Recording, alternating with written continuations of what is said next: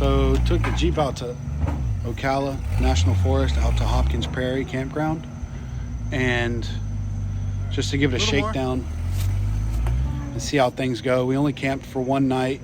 Keaton did some riding the evening that we got there, and then the following day, Saturday, was when we did the majority of the riding round. I followed him in my Tacoma in case anything happens.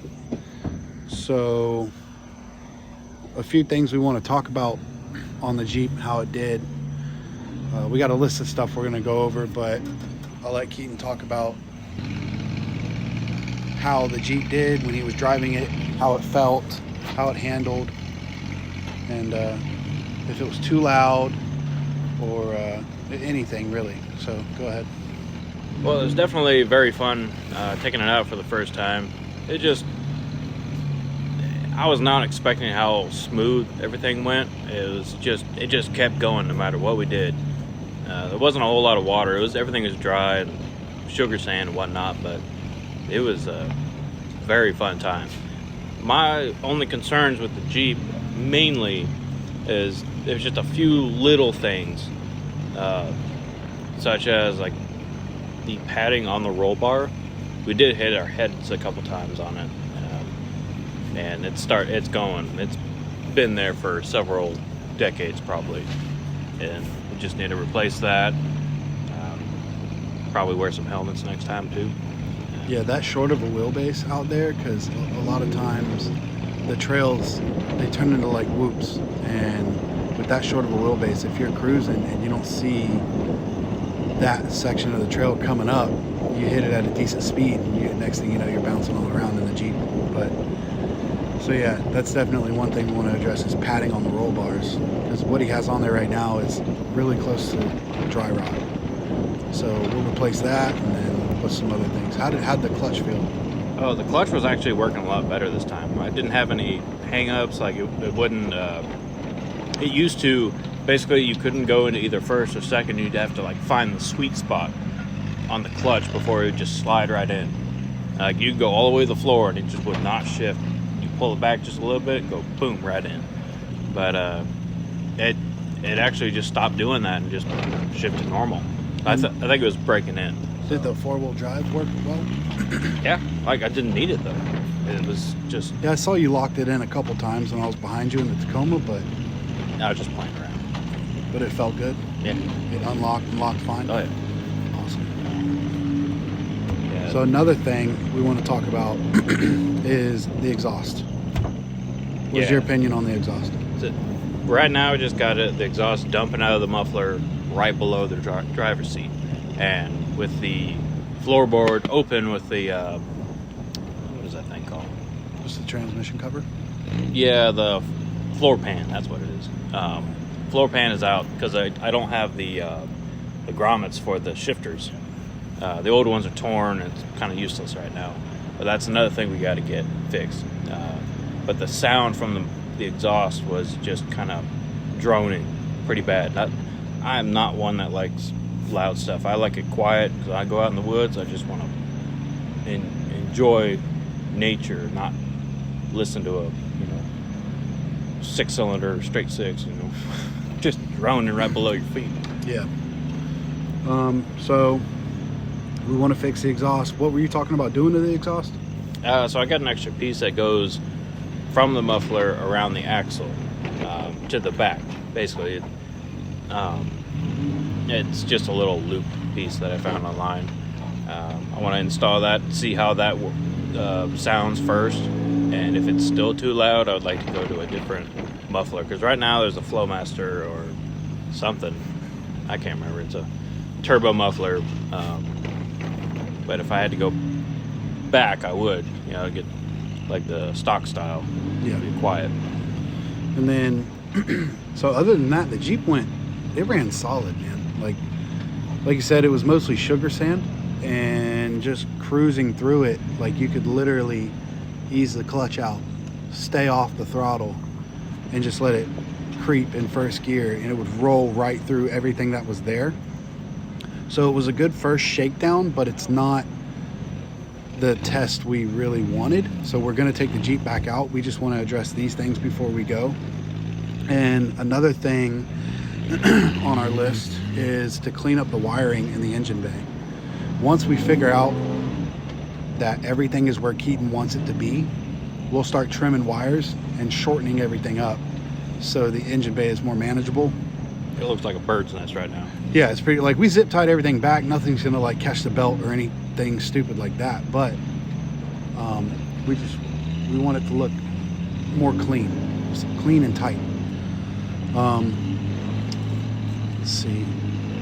Oh, now that we have the Jeep back and we ran it through a little test, we're going to check the timing chain and pull the head.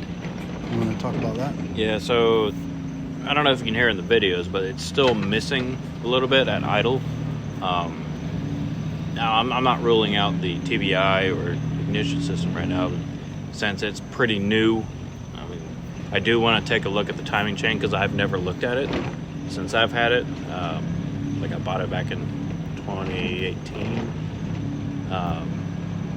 and I've never looked at the valve cover, under the valve cover, but I want to take the head off too, just because I want to just make sure everything is fine, because I've never looked in there. It's You were saying you were going to check you were thinking about putting a cam in it? So the cam is really just, if I find out that the cam in it and lifters or whatnot are shot, then I'll explore those options. But I also don't know what that TBI can handle in terms of performance. But we're not trying to go crazy on this build because the way it is right now is pretty much perfect. If I have to go back to a stock one, I'd still be fine with it. Perfect for what we want to do with it. Yeah, It does more than accomplish what we want to do with it. It's when I used to take it off road in San Diego, that thing would just grip and take you anywhere. There's nothing that can hold it back, except when it had the carburetor. Then as soon as I went into a puddle, it died and flooded everything. So water in the fuel tank and everything. And so next thing, we need a light for the license plate and reverse lights, which that's simple stuff, but it's stuff that needs to be fixed. Yeah. I've got a new backup switch on the transmission, so it's like, might as well use it. And plus, I don't think that thing's ever had reverse, or it did. Do you remember those bulbs, the big? I'd have to watch some footage, but I think they came on. I don't remember. Yeah, they actually used to. Yeah, they were supposed to, but yeah, we need more lights on the Jeep. As of right now, it's just not a whole lot. Yeah, and so the next thing on the list is lights on the Jeep. So we want to put lights on the bumper. We want to talk about the bumper lights. Yeah, so it used to have these big halogen lights on it that were basically shining right at the bars. So yeah, they were like KC style. Yeah, not KC's, but no. They were. But it was like the bumper itself is homemade. The guy before me or before him, I don't know, it's just on there when I got it, and it's just the way they were mounted. It was shining right at the bars, so it was kind of useless. But we're gonna have a smaller streamline or whatever. Yeah, so we're gonna have really thin, like 8-inch long LED bars, 2 of them, and then above those we're gonna have 2 cubes. But that's because of the way the bumper is shaped. Like Keaton's saying, if we went with any other light, it would just project the shadow of the bumper because the lights would be behind the bars. And we'll have probably some cube ones closer towards the winch and more in the center. Yeah. Now, on terms of the on the hood, now that you've probably seen a bunch of them on Jeeps, just a light bar looking from, right in the center of the hood. I'm talking about like a 36-inch light bar, like a 48-inch. We got to light bar. measure. I think 48 is probably way too big, but probably 2 to 3 feet, somewhere in that range. Okay. But those will be just regular LED. The ones on the bumper, the cubes. Yeah, the cubes are probably going to be the amber style, just to help out with, you know, seeing and smoke and dust and all that. The ones, so there's also the ones on the, what's that called, the mirrors. So looking at probably some bigger, maybe halogen, like Casey style lights. Don't know which ones are going with yet. Got to price them out. And is that to mount where the mirror mounts to the windshield? It basically just, it's like a washer to the mirror. Okay, sandwiches to it. Yeah. Okay. So also some rock lights basically shine on the tires themselves, because we do want to try to do some night, you know, riding, but we also need to see where we're going, what's under the tire, you know, if we need tire placement, you need to have lights under there so you can see.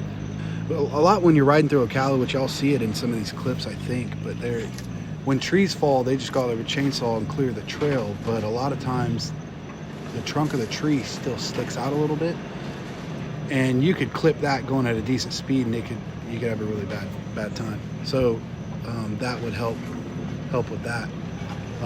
Also, all the other LEDs we're going to mount on the front. So Keaton bought a trailer, which you see it in the video, to pull the Jeep out to Ocala, and the trailer will also accommodate my Chevy that we're building as well. So some improvements we want to make to the trailer from him pulling out there. First off, we're going to talk about so the spare tire. So it doesn't come with a spare tire. It's literally the cheapest trailer I can find, which is more than enough for what we're doing. It's a 7,000 pound trailer, you know, with a 2,600 pound Jeep, and this truck's probably like 4,500 pounds, maybe 46. So it's plenty for what we're doing. But I'm just, you know, there's just a few things I want to do with it, especially the spare tire, because it doesn't come with one, but it has a mount on it, so it's just get a spare tire and call it a day. The winch mount. It doesn't have a winch mount right now, but we would like to weld on, maybe reinforce the frame a little bit so it can handle it. The winch is really just if you got a dead vehicle, can't get on the trailer, at least you can get it on, you know, no problem. You know, the Jeep's got a winch on it that works right now, but the truck doesn't. Or if I have to go help somebody, you know, later, winch would definitely be nice. And then, redoing some welds. I can talk about reinforcing the frame. The frame itself is enough for what we're doing, but to feel more comfortable, there's going to be a few more pieces added on just to beef it up a little bit. But other than that, it's fine.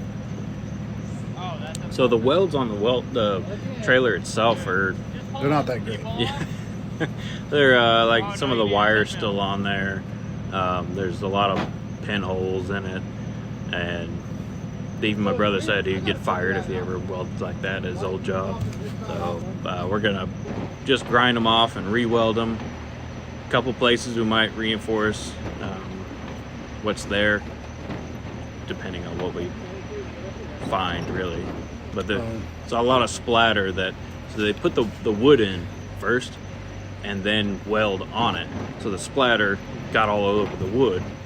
And nothing I can do about that, but it's still just like, you know, at least put something down before you do it.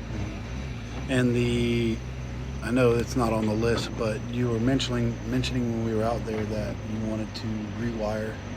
Yeah, so the way that those trailers are wired in, they're using those guillotine type connectors, and just I've never been a fan of them, but they work for now.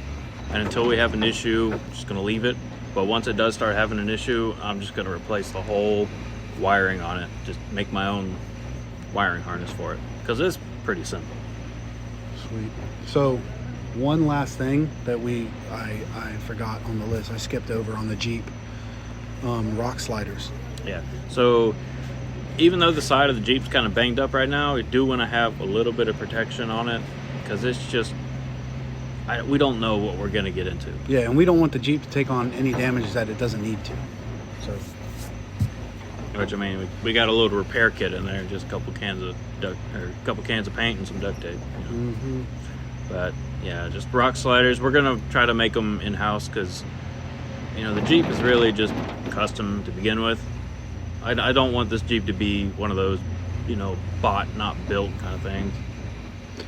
So that pretty much covers the list. Nothing's really major.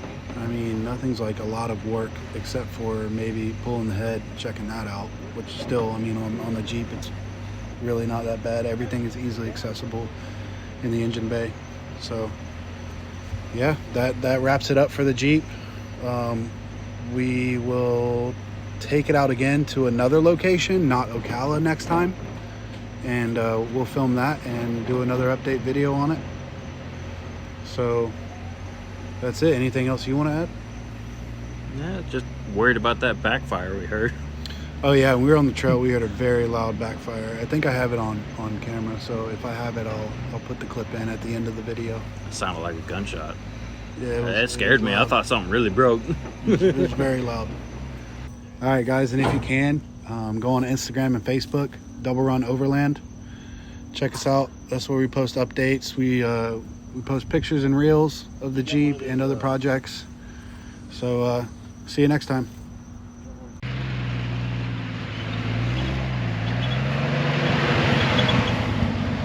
Dude, this thing's awesome. It just crawls through everything. Yep.